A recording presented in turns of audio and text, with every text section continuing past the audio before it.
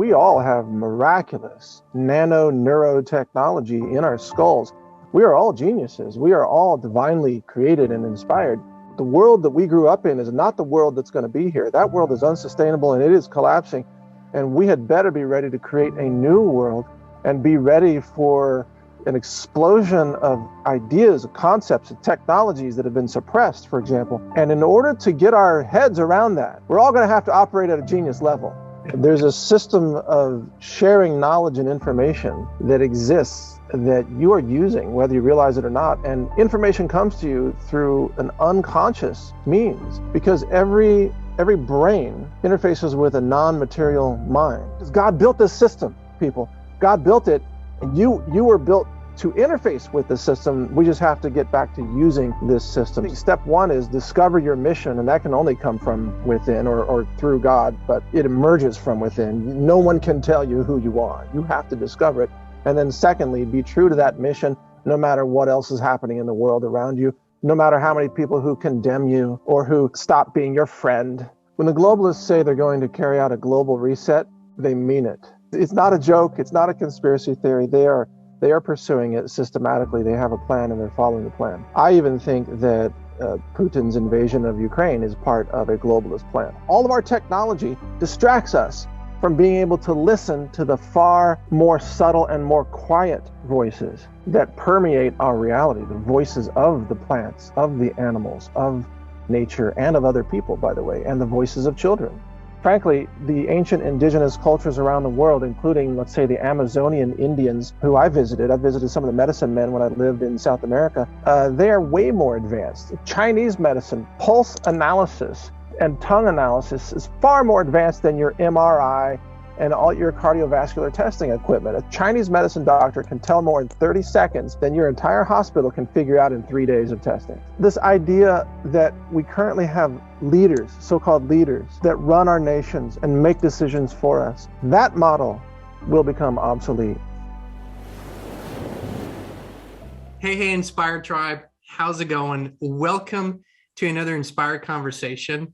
My name is Jean Nolan, and today I'm welcoming a very, very special guest. I'm so excited to have him on after all these years of watching and listening and learning. Thank you, Health Ranger Mike Adams. Thank you so much for being here.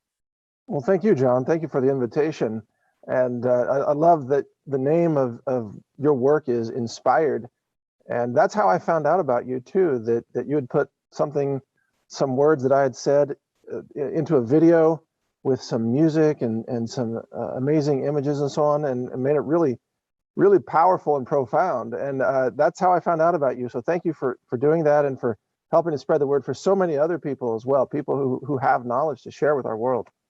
Oh, thank you, Mike, and thank you for your kind words.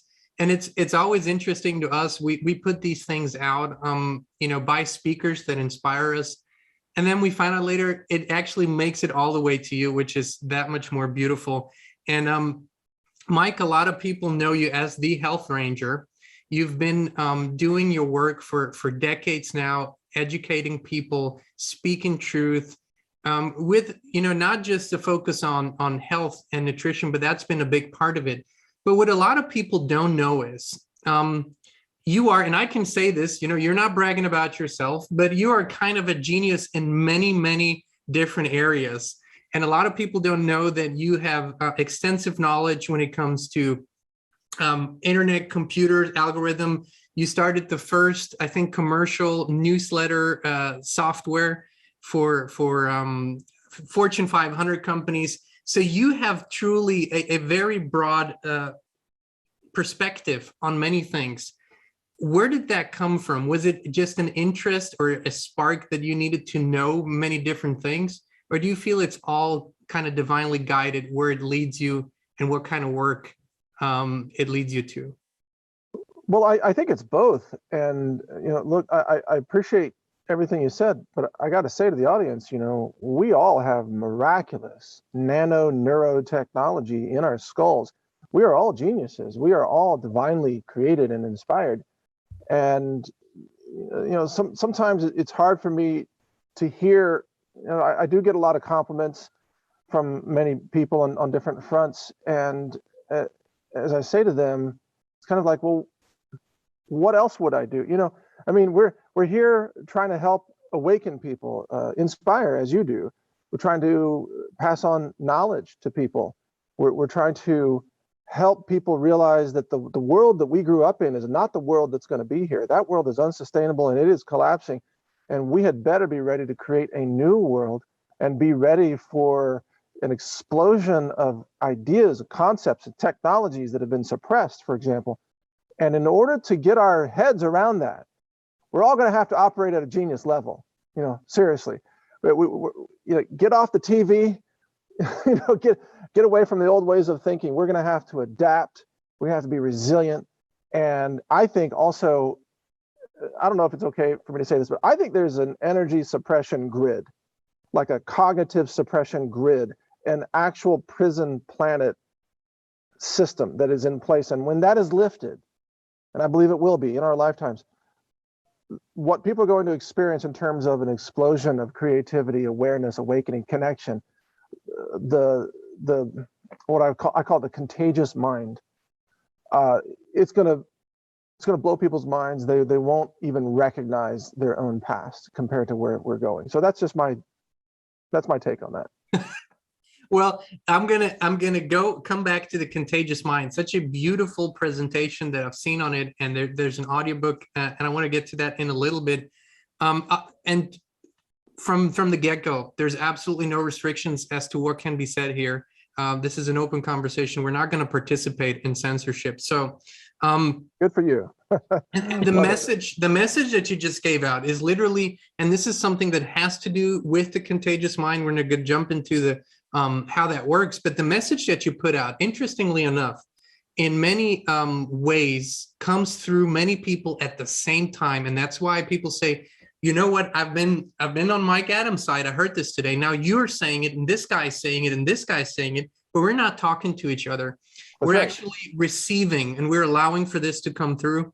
And this is where I wanted to touch on the genius part, which you just said. I believe when I read and I've been following your work, but I never knew how deep you went into many different areas. But what I notice is people shy away from becoming geniuses because they say I'm not an expert in this area. But really what you're showing is, if you allow for the Spirit to come through and for God to guide you, this is being put in front of you, and you can become really, really great and profoundly knowledgeable in many, many areas, and kind of, regain this divine spark that we have, right? Absolutely. So I call it, and I want to be clear that every person watching this was born with this capability. You could call it technology, but it's much more than that. I call it God's cloud computing system, or God's internet. There's a system of sharing knowledge and information that exists that you are using, whether you realize it or not. And information comes to you through an unconscious means, because every brain interfaces with a non-material mind, and every mind is a broadcast antenna. And every idea, especially if you verbalize it, if you add words to an idea, or if you draw it and you see it, you add different senses to the reality of what you're talking about. It could be an invention, it could be an idea, it could be a prayer, it could be anything.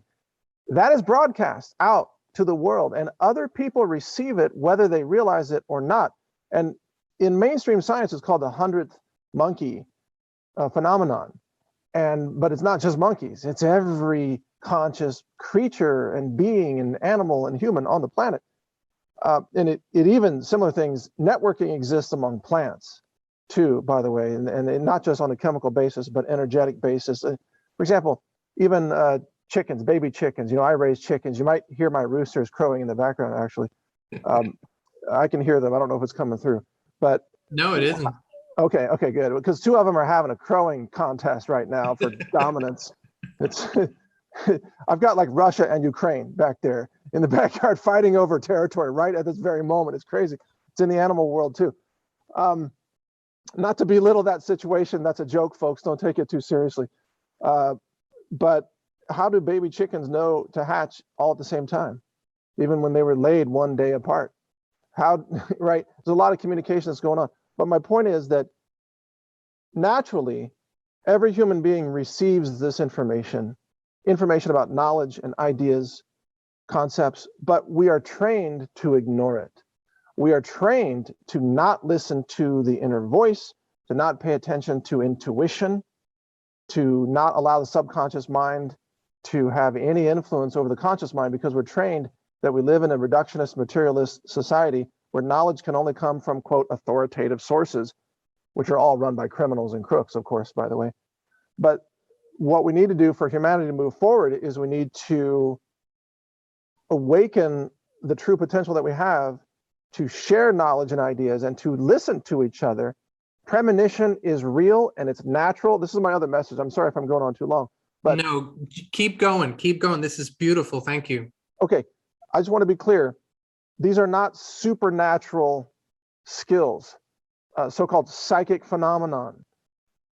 Premonition is real. Mother's intuition about her child is real. It's natural. It's not supernatural. There's nothing super about it. There's nothing demonic. This is 100% aligned with the Christian Bible and God, because God built this system, people. God built it, and you were built to interface with the system. We just have to get back to using this system. So that's kind of the overview of the contagious mind. Isn't the idea that this is supernatural because we have a wrong perception of ourselves as beings, and our history has been distorted. We're being told we're at the peak of our evolution, when truly, if you look into it, and if you intuitively look into it, you will know that we must have been far more evolved at a time in the past. And we actually have devolved through these control systems and mechanism systems. But what you're saying is, and what you've been exemplifying in your work through all these years, is that these abilities are innate. They're actually as natural as blinking your eye or snipping your finger. We just didn't know about it. And the perceptual reality around us decreases these abilities because it keeps us in a prison. Now, one thing that I find very fascinating when I'm listening to you is, which kind of is a thing that I'm observing in people that are, you might call it self-actualized, or just have remembered who they really are, is you don't allow yourself to be boxed in anymore.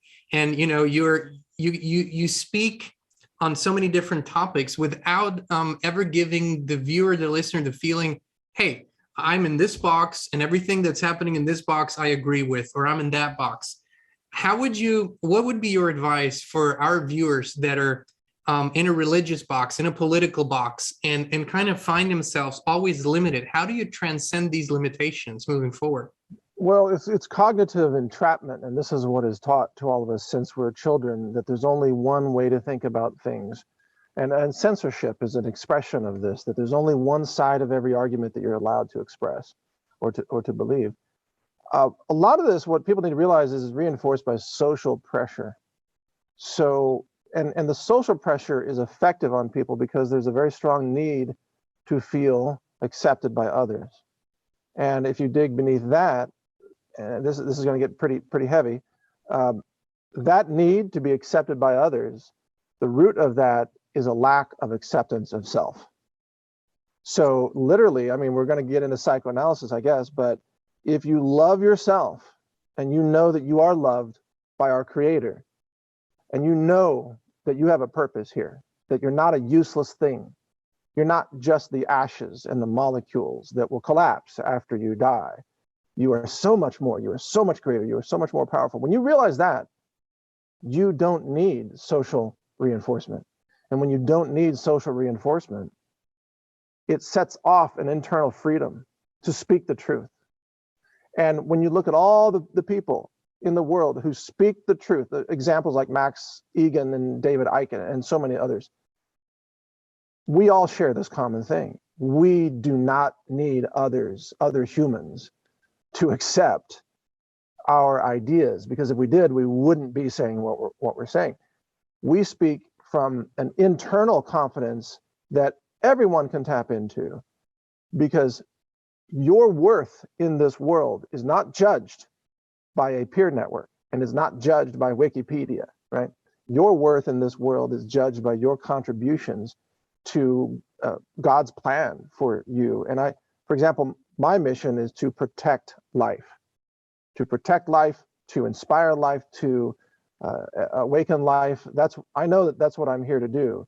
Other people have different missions. So I think step one is discover your mission, and that can only come from within or through God, but it emerges from within. No one can tell you who you are. You have to discover it. And then secondly, be true to that mission, no matter what else is happening in the world around you, no matter how many people who condemn you or who stop being your friend. If you need friends, then you're not going to pursue your mission. I'd rather fulfill life's purpose than to have decorative fake friends, right? Yeah. So there's the answer. Indeed, and beautifully put. And you've been saying this. I've heard you say this on many occasions. The world around us, and the world around us is really a matrix. I mean, this has become synonymous with the matrix that we've seen in the movies, but it's really like that. It's an artificial reality that is crumbling, and it's crumbling in all areas. And I've heard you say that, and many others, and this is my intuition as well, the only way through this is to really truly be who we were meant to be, and listen to that guidance that we receive. How do you see, also with regards maybe to current events that can never be looked at isolated, but in the big picture, how do you see the following days and weeks? I don't even want to go further because this is so intense right now that things are really evolving quickly. How do you see this, and what do you think will be the difference between people that are in this power and people that are just attached to what is happening outside of them? Yeah. By the way, I just have to commend you. I love your questions. I love your deep thinking, your analysis. You understand the subtleties of what's at stake here and what's going on. So to answer your question, the person who does not understand who they truly are and does not understand the fact that they are more than their physical self, or the fact that they are a genius, that they have been blessed with a broadcast engine, which is their own contagious mind. The person who doesn't understand that may not make it through what's coming, because we're being assaulted. Humanity is being assaulted by what I call a globalist cabal that's attempting to achieve the extermination of the human race. And those assaults come typically through physical, but sometimes psychological means. So yes, they can weaponize the food supply. They can create scarcity, and they are doing that. They can collapse the economic system. They can terrorize you with the corporate media. They can do all these things and many other things. Someone who has no faith or understanding in who they are or how they were created, or the fact that there is a higher power in the cosmos, can easily give up. They can easily end up committing suicide. It happens to a lot of people right now. They give up. Even young kids, they've been socially distanced from out of the schools. They lose their connection to community, and they feel completely alone and abandoned. And they feel like, what's the point? And they take their own lives. And from their point of view, almost you can't blame them. That's what society has taught them, that you are alone, that you are isolated, you are worthless, you will die and become nothing. These are the messages from society, and they're all lies. They're all lies from forces that are demonic or satanic, or however people want to describe them. They're anti-life, anti-human forces that control the system. But they can never, there's a trick about the demonic side of things, the satanic side of things. They can never force you to give up. They can only convince you to do so. So if you simply refuse to do that, if you refuse to surrender to satanic forces, they can't make you do it, because it has to be a free will choice. So the core understanding, the faith, the recognition of who we are and what we're here to do, this is a survival, like a secret card that you can play. It's the survival card, because once you understand that, no one can force you to give up living. So that's why it's so critical to understand we're more than just physical. And it is also something I've been asked many times, because we always advocate for peaceful non-compliance. You do not comply with things you know to be wrong, morally wrong, or you just feel ethically and spiritually you're not aligned with. The thing is that the fear mind will kick in and say, well, I'll get in trouble, I'll get in jail, I'll get arrested, all these things that might happen. The truth is, if you truly stand in your power and are, from a true soul standpoint, not complying, which is standing in your freedom, this sets free something that people will never understand until they experience it. It sets free such a power. And what has been your experience? Because here's the thing, Mike Adams, the Health Ranger, has, you've challenged so many structures in the system. It's, and you've I don't want to say pick fights, because I know it was never about the fight. But the truth is, you're sitting here looking great, sounding great, spiritually grounded, although you have gone through all these things, and although you've challenged the system. How has this power expressed through you through these challenges? Well, I suppose it's a multi-part answer. And honestly, one of the parts is that there are literal angels that protect us, and their job is to protect us. And one of the things that I came to realize, people tend to think of angels as having these higher powers, these greater powers, and that we are these lowly earthly beings, and angels can work their, faith-based powers to do whatever, perform miracles and so on. Here's what I came to realize. Angels are actually, they are the servants of humankind, and it is humankind that share the power of God. And the angels work with us and for us in order to protect us so that we might experience an uplifting, awakening, ascension, whatever you want to call it, and finally realize how powerful we were created to be as an expression of God. And even in the Bible, Jesus is quoting God and says to a group of Israelites, it says, "You are gods." He's actually arguing with them, saying, "How dare you say that I am not the Son of God? Because even you are gods yourselves. You are beings created by God, and you don't even realize that, and you condemn anyone else who recognizes the connection." Okay, so that's a very powerful moment where Jesus was trying to lift the veil, the blinders away from humanity, and say, why are you not recognizing your power and your creator and what was gifted to you? So I don't know if that's a true answer to your question, but we do have divine protection. Doesn't mean bad things won't happen to us. We do have to be practical, because we also live in a 3D world. So I'm a prepper as well. We do have to have food supplies and emergency medicine and all that. And I'm well trained in self-defense, because there are physical elements, that might try to harm our physical body. But even then, your soul is bulletproof. They haven't even invented bullets that can harm your soul. No such things exist, because it's out of this realm. That is a beautiful answer. And I trust that the question leads to the right answer. I'm never have an expectation of what this needs to be. It's just something that I feel, and as you've said, and this is something we've said to our viewers and listeners, this preparation serves multiple purposes. Number one, most of us, or a lot of us, are in a community, in a family, and people that depend on us, or people that partially depend on us. So there's a responsibility to us and others in this. But it's also about having peace of mind and being able to, at that time of great crisis that we're already in, but it's going to just intensify, and it's going to intensify exponentially for a period of time.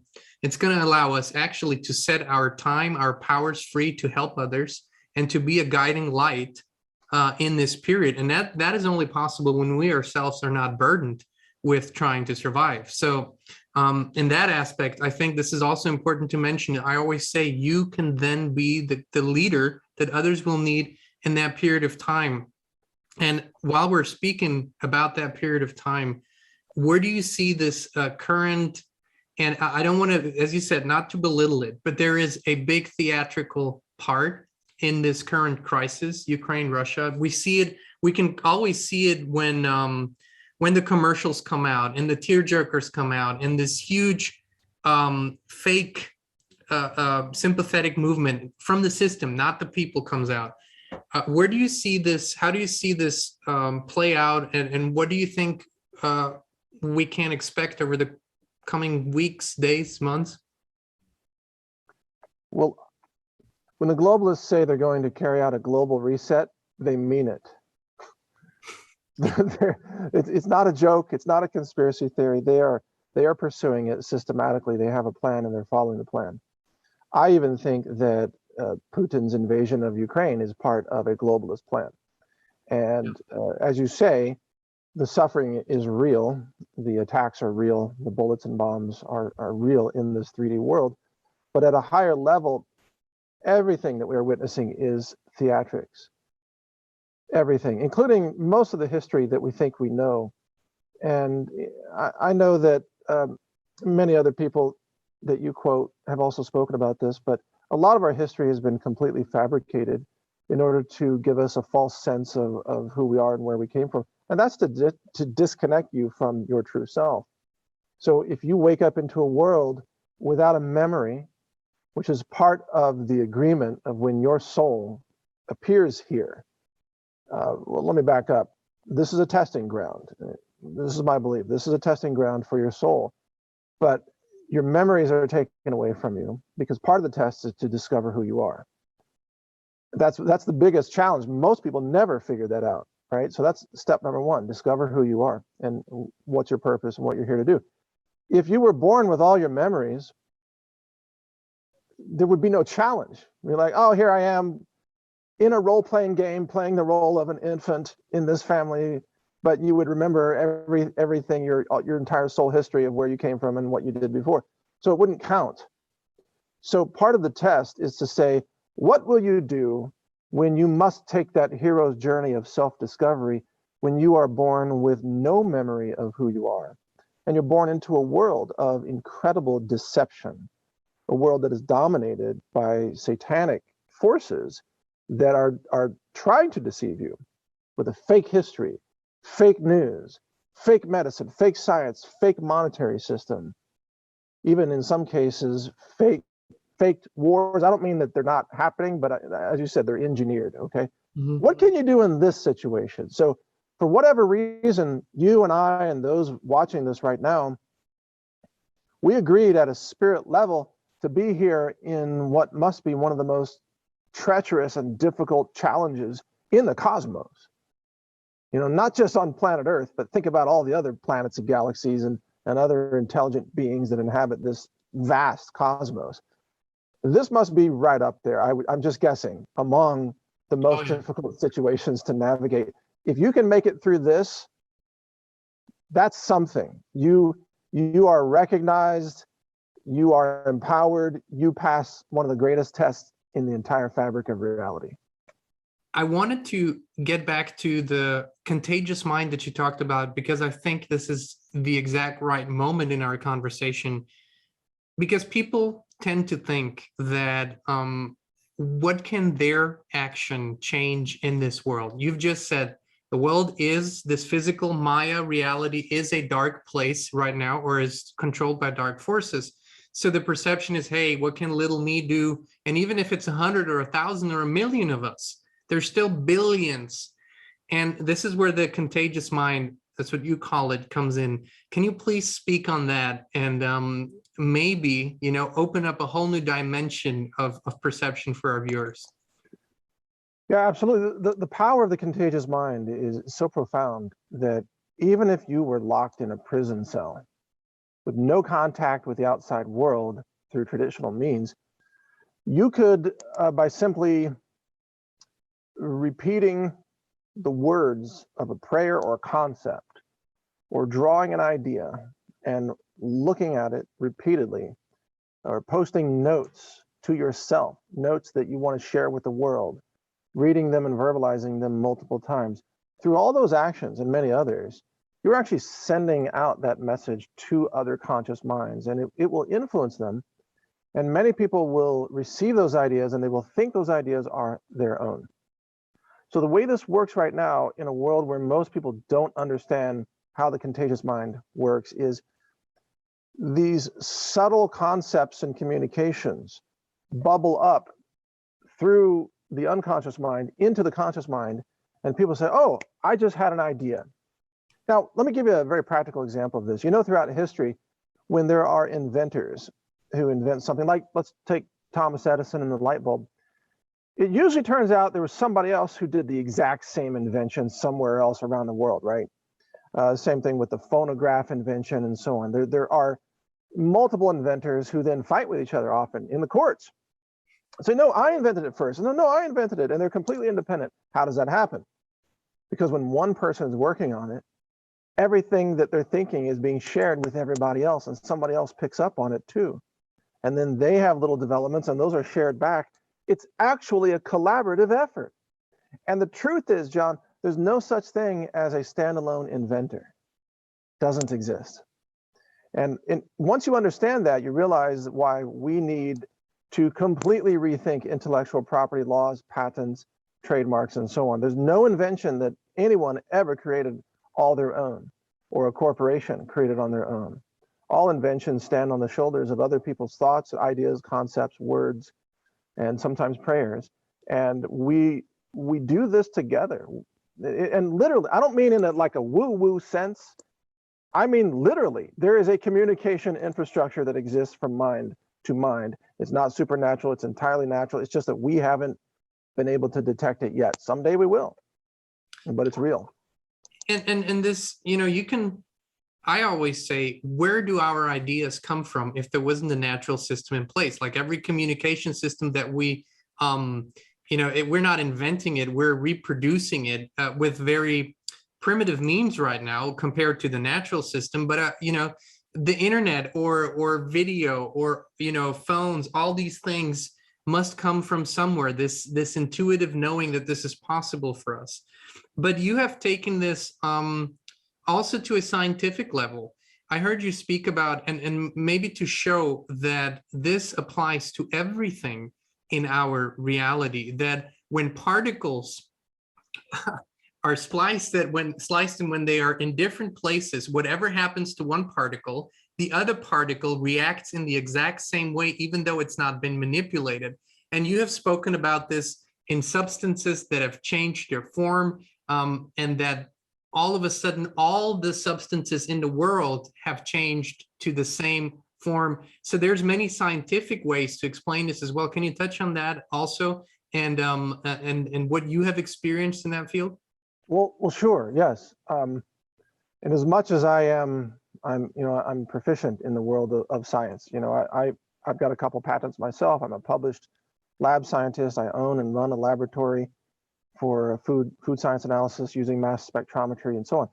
But science is not the only way to experience the world. It is not even the best way. And before I answer that question, I want to go back to the fact that even ancient civilizations, native cultures around the world, it is a common thread in their culture that they would talk to plants, or that they could receive information from plants. Now, in our modern Western society, people look at that and tend to think, well, that's crazy, you can't talk to plants. Actually, humans have been doing that forever.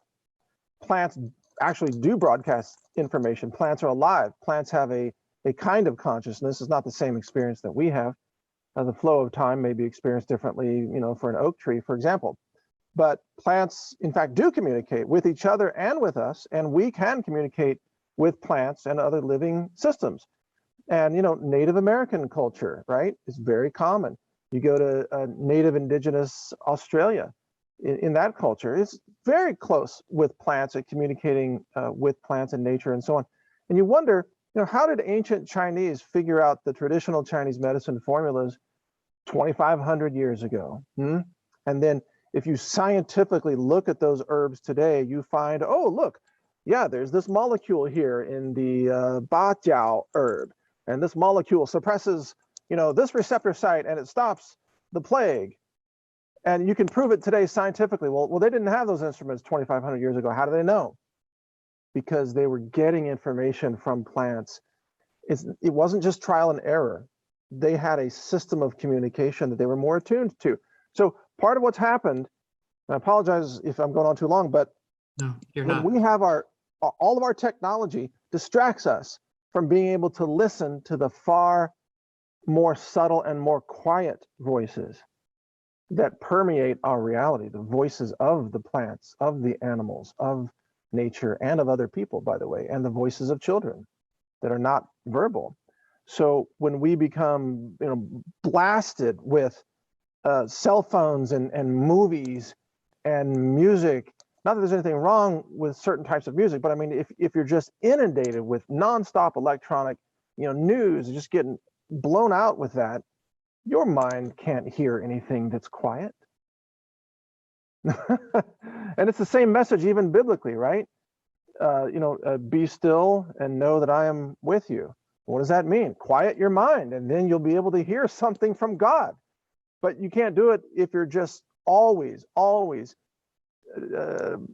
talking or receiving, inundations. And by the way, I'm sorry, but this has to do with fragrance as well. And I've spoken about this a lot. People, they buy laundry detergents and lotions and skincare products that inundate their senses with toxic fragrance chemicals. It's in every grocery store. It's in half the people I meet. I can smell them many feet away. They are poisoning their own minds with an overload of an olfactory sense from toxic molecules, fragrance molecules. That's another kind of noise. And then there's electropollution and 5G noise, many different types of noise. You have to get away from all that noise to be able to hear the real conversation that's happening in the world, in the cosmos. And I know the irony is not lost on both of us that we're using an electronic medium and technology to send this message out. But what I hear you say is use it consciously and turn it off consciously. Don't bathe in it. Don't just be blasted with it. And we understand it's a means to an end right now. It's not the end. It's just a means to an end. But something that you just touched on that triggered an awareness is that this force that you've been talking about before, that really, as you said, it wants to create this global reset. It wants to create this dystopia. It uses any and all means to intoxicate us, as you just said, to distract us, to keep. So even when people say, well, how can a perfume do that? Oh, it's so much more sophisticated than we think. And so one of the things that we keep sharing with our viewers is to really rethink their whole day. I mean, really go from top to bottom and really, what am I doing? How am I doing it? Why am I doing? What am I drinking? What am I watching? What am I putting on my skin? What am I wearing? Where am all these things? And maybe you could share a little bit. And I don't want to go too private, too much into your private space, but maybe you could share a little bit. What are some of the rituals that you do every day that allow you to be grounded, to be receptive, and to be in touch? Well, one of the things I do every day is I walk in nature with no other visitors around anything, but I walk with my animals. So I have Nigerian dwarf goats, and I take my goats and my dogs together on a walk every day. And I've done that, every day for probably 15 years or something. Only missed a couple of days because of weather. And when you walk with animals and you watch how animals interact with nature and with each other. I also have donkeys, and sometimes then we'll encounter the donkeys on the walk. And so I get to visit them and get to pay attention to what they're doing. Having a lot of animals tunes you into a lot of nonverbal communication. And so at one level, it's body language, right? Everyone who's owned a dog or a cat begins to get a sense of what are their emotions just from their body language. But those who really own, even own's not the right word, that's not even correct, have companionship of an animal, right? Because there's no ownership. You are their caretaker. But when you really deepen that relationship, you become intuitive with let's say a family dog.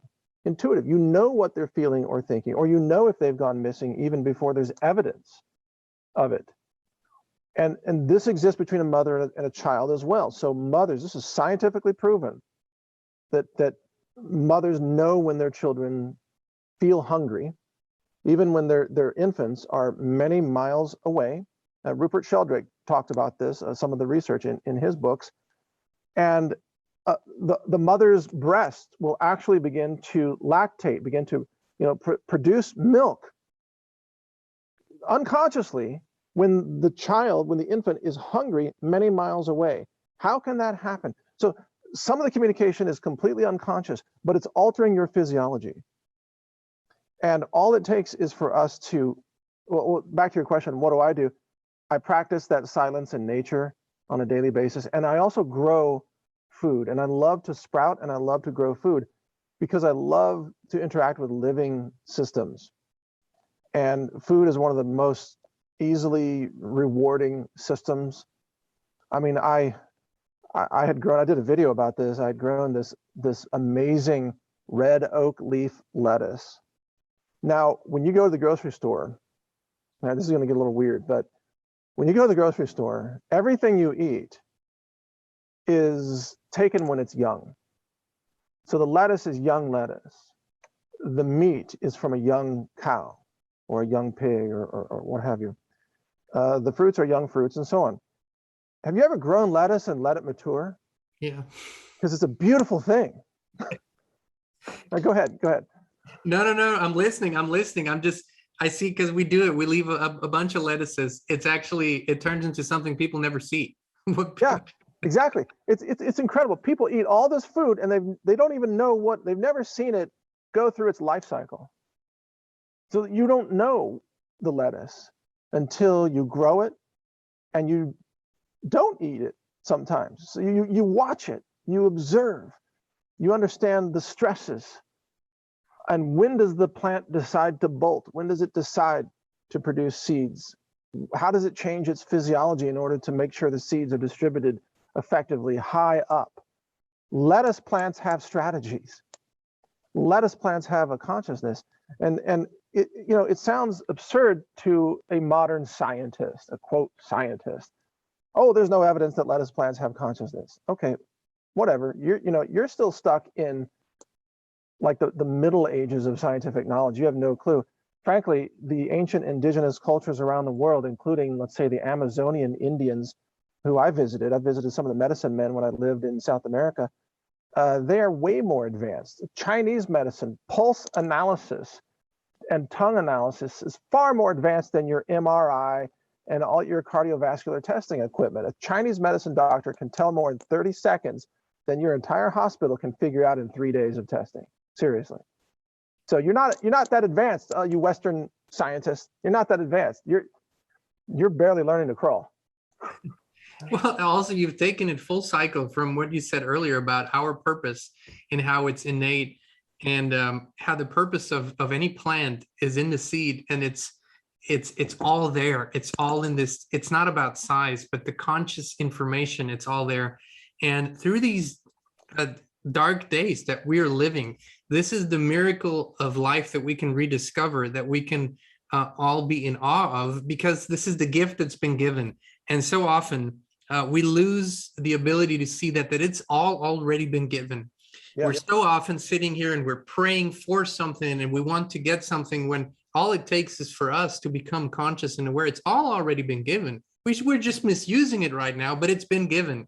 And that's one of the things I hear you in so many different ways send out to the people. I've been listening to you for many years, so it's such a treat for me to have this conversation with you. But I also want to those new viewers that might not be so familiar with your work, what is a good way for them to get started? Where can they keep up with what you're doing? And I know you have a platform. You have one of the biggest natural health websites in the world, if not the biggest. So what's a good way for our viewers to get in touch with you in that way and learn more? Well, okay, thanks for that opportunity. And I have a couple of things to add to that, but just in terms of where to go, it's naturalnews.com. Yeah, that's my articles. And then Brighteon.com is the free speech video website. I'm actually the founder of that site, although it's used by millions of people. And my channel there is HR Report, which stands for Health Ranger Report. But I want to say something, for people, if this is the first time you're seeing this interaction here, because of you, John, it's because of your questions and who you are, that brings out the information that we're talking about today. And I love this area of focus. I would love to talk more about this. But if they hear my podcast, sometimes I'm doing comedy improv, I'm joking around, I'm doing voice impressions. Some days I'm like all full-blown prepper.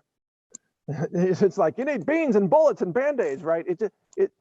it depends on what's happening on that particular day or time or who I'm talking with. So I just did an interview before this with Alan Keyes, former ambassador. And Alan Keyes has a brilliant mind, a political mind. He understands the Constitution. He understands geopolitical dynamics of Europe and so on. So that was our conversation. And my conversation with Alan Keyes, is a very different approach and tone than the conversation we're having here. And all of these conversations are valuable. They're all important for our time, as long as they're focused on awakening and knowledge sharing. I don't look, just as a disclaimer, I'm not interested in sports at all. I'm not condemning you if you love football. That's your thing. I don't do that. I don't do sports. I don't do fashion. I don't do travel. I don't do brand name garbage, whatever. I'm not interested in things that, in my view, don't matter to the big picture of what we're doing. I let those things go out of my life a long time ago. No time for that, because we have a far more important mission here. And so I spend my time learning or creating or sharing. And that's what I do. That's what we're doing here today. So thank you for the opportunity to do it. No, thank you, Mike. In the truest sense of the word, it feels like a brother from another mother. And if you look at the big scheme of things, that's exactly what it is. And as I said before, this is not interested minds just finding each other, and you viewers finding us. I want to encourage you to entertain the idea, every viewer here, that you created this for yourself. You co-created this conversation. You brought this about by expressing the interest. Even though you might have never put something out, you just sent it out. You sent out that you wanted to hear something about this. You sent out that you wanted to learn. And if we can find this, we can find much more common ground for harmony and peace, which in these times is especially what we're really looking for, is really harmony. And so I just wanted everyone to know, you co-create this. I keep saying this, you do co-create this. This is not just Mike and I coming together and talking. Each and every one of you has a part in this. And this is sort of the main message, I think, that Mike's been putting out in so many different ways, is that that we all have a divine spark. We all have a divine purpose, and that it's high time to express it. And I know, Mike, you had this very 3D conversation before this interview here, but I would like to hear, and even if it's not in 3D terms, what do you feel is the best way for people to approach these next weeks? I personally feel we're going to see and feel a strong intensifying of what's going on, maybe not in kinetic ways around us in terms of full-on physical warfare, but in cyber ways, in energetic ways. It's really a shift that's feelable. And I would love to hear what your suggestion, tip, inspiration is for our viewers. Well, I believe this is a process that humanity has chosen to go through on its path to awakening and global revolution into a new society that I call the abundance economy. So I believe we're going to have a new golden age and a new abundance economy. In that economy, all the rules are completely different. There's no scarcity. For example, free energy technology is very real. It's existed for a long time. All the patents have been seized. They declared them national security, secrets. But the minute we stop suppressing free energy, do you realize that all these problems in Russia and Ukraine and the Nord Stream 2 pipeline and fossil fuels, all those problems vanish instantly overnight. So it is the suppression and the scarcity that has been engineered into our world that creates conflict and fear. Why are people afraid? Oh, they're afraid we might run out of oil. We better grab Crimea, right? Or we might run out of fertilizer. We might run out of food. What if you could live in a world where energy is literally free, because you're pulling it right out of the fabric of the cosmos, because it's all there, by the way. Oh, and just one other note. The atomic bomb dropped on Hiroshima in World War II. If you do the math on the amount of energy released, which I think was a 15 kiloton or maybe up to 20 kiloton bomb, which was a relatively small atomic bomb compared to today, but obviously very large amount of energy released. Do you know that the amount of mass of actual nuclear material that was used for that was consumed in that was less than 1 gram? It was 0.8 grams of mass converted into all that energy. Now look around you. How many grams of mass are around you right now? How many grams, did you just eat for breakfast? If you could convert mass to energy, you have unlimited energy for everyone. You don't need any scarcity. You don't need any lack of anything. Everyone could grow food. Everyone could desalinate ocean water. Deserts could be turned into lush forests. We don't have to fight over oil. We don't even need nuclear power plants, right? I mean, so all the answers do exist. Humanity has to take a path and choose a path to how to get to those answers. And for whatever reason, humanity has chosen the path of strife and suffering, which is also, by the way, reflected in the Christian teachings. Like you're not really a full-blown Christian until you've suffered enough, and maybe in Catholicism as well. But and I guess even in Buddhism talks about this, and Hinduism and so on. But this path is a necessary step for awakening, and it's as if humanity could have chosen awakening all along, but didn't have the reason to. It's only for some people, through the pain and suffering, that they feel compelled to choose a different future. So that's what we're going to experience, and we're going to experience it together. We all have front row seats. Not everybody's going to make it. Elements of it are going to really suck, just to put it bluntly.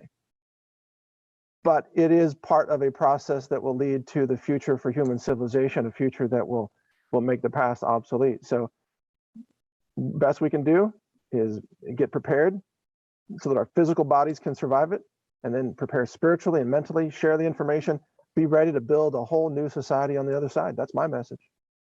Oh my goodness, so beautifully put, and with so much light, spoken with so much light. Probably one of my all-time favorite conversations. And I would love, if I do this on air, it's kind of even, I don't want to put you under pressure at all. I'm just joking, but I would love to have you back for more conversaps. Oh, count me in, yeah. There's a big unfolding of beautiful energy here. And as Mike said, it is up to us individually and then collectively to do this. This is not, there's a big leader out there that's going to fix it all. This is all of us as individual leaders for our lives, our families, our communities. Mike, thank you from the bottom of my heart for your time, for your wisdom, for the beautiful insight you shared, for the beautiful work you do for the world, for everyone. And please consider this an open invitation. We'd love to have you back and talk more. But for today, thank you so much. I would love to come back, John. I would love, this has been a great conversation. We've only scratched the surface. Let's schedule it, just a few weeks out. Let's do this again soon. But can I have one more minute to have all the time you want. Okay. All right. I didn't know if you're on a strict time schedule, but this idea that we currently have leaders, so-called leaders, that run our nations and make decisions for us, that model will become obsolete. And the reason that people tend to elect leaders and have leaders rule over them comes back to the same thing we talked about earlier, John, which is that people don't realize who they truly are, and they don't have that self-love. Because if you have self-love and self-confidence, and you know that you are created with a purpose, with a divine purpose, you don't need someone to rule over you. You don't even feel compelled to have someone rule over you. And if there's any message that humanity is learning right now across the board through COVID and all the immunization efforts and the war and the scarcity and the fear and everything, it's that the leaders are not leaders. They're not leading us into anything but destruction and death and misery. We're going to have to lead ourselves and each other, together. And it is a more egalitarian point of view. For the record, I'm not a communist or a socialist by any means. I'm talking about individual liberty with the conscious decision to work together with people in a way where we're truly, like the Constitution set out, everyone, or the Bill of Rights, everyone has the same standing in society, the same rule of law. No one is super special. No one is above the law. And in society today, we've gotten away from that. Think about all the world leaders that are criminals. that are unleashing biological weapons or kinetic weapons, starting wars and all of this, using the people as cannon fodder. That era is coming to an end. I hope and pray that this is the last time we ever see that chapter in the history of the world. And we can make it the last time if we so choose. But that requires us to have that recognition, that self-recognition, faith in divinity, faith in God, faith in the fact that we are here for a purpose, and that we have all the power within us that we need to create a brighter future. We don't need to elect somebody else to do it for us. That's done. Obsolete. Amen. Amen. A beautiful, beautiful vision. Thank you, Mike. Thank you, Inspired Tribe, for watching. We're going to be back for a follow-up on this very, very soon. I appreciate you all. We love you all.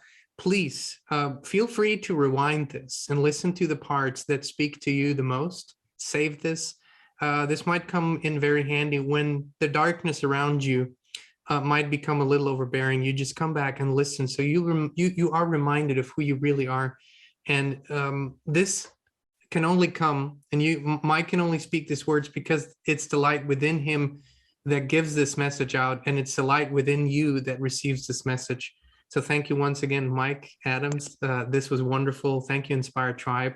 We'll be back very soon with another inspired conversation. And until then, be abundantly blessed, be free, and be inspired.